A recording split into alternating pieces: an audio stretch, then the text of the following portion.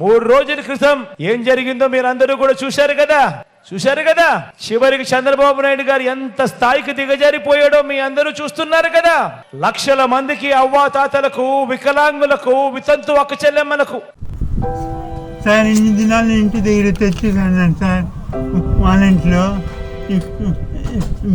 ఇప్పుడు అక్కడికే రమ్మంటాను నేను పోలేను సార్. ఇదంతా తెలుగుదేశం చేశాను సార్. సార్ ఇంతకు ముందు వాలంటీ తెచ్చేసాను నేను సార్.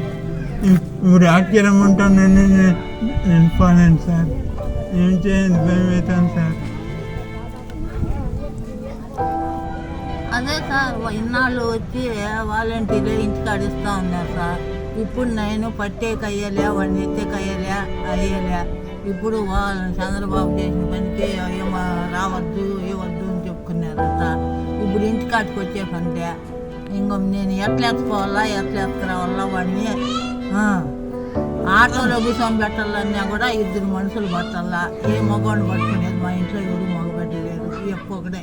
ఇంకా తమను తాము పోషించుకోలేని అభాగ్యులకు ఈ పెన్షన్ రూపాయి అందితే తప్ప జీవితాలు కూడా గడవని వారికి నెల 1వ తారీఖున ఇంటికే వచ్చి సూర్యోదయానికంటే మునిపే చిక్కటి చిరునవ్వులతో పెన్షన్ ఇంటికే వచ్చి చేతికే ఇచ్చిపోతా ఉన్న వాలంటీర్లను ఏప్రిల్ 1వ తారీఖు నుంచి పెన్షన్ ఇవ్వటానికి వీలు లేదని ఎన్నికల కమిషన్ తన మనుషుల చేత, చంద్రబాబు నాయుడు గారు తన మనుషుల చేత ఫిర్యాదు చేసి ఆదేశాలు ఇప్పించాడు.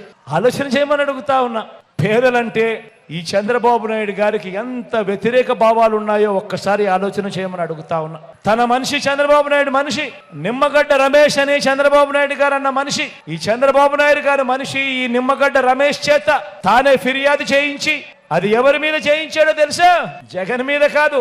జగన్ నేరుగా కొట్టలేడు కాబట్టి ఎవరికి నష్టం జరుగుతుందని కూడా ఆలోచన చేయాల. 66 లక్షల మంది పేదలకు నష్టం కలిగిస్తా ఉన్నా కూడా కనీసం ఇంకిత జ్ఞానం కూడా లేదు. పేదవాడికి నష్టం జరుగుతా ఉంది, అవ్వలకు నష్టం జరుగుతా ఉంది.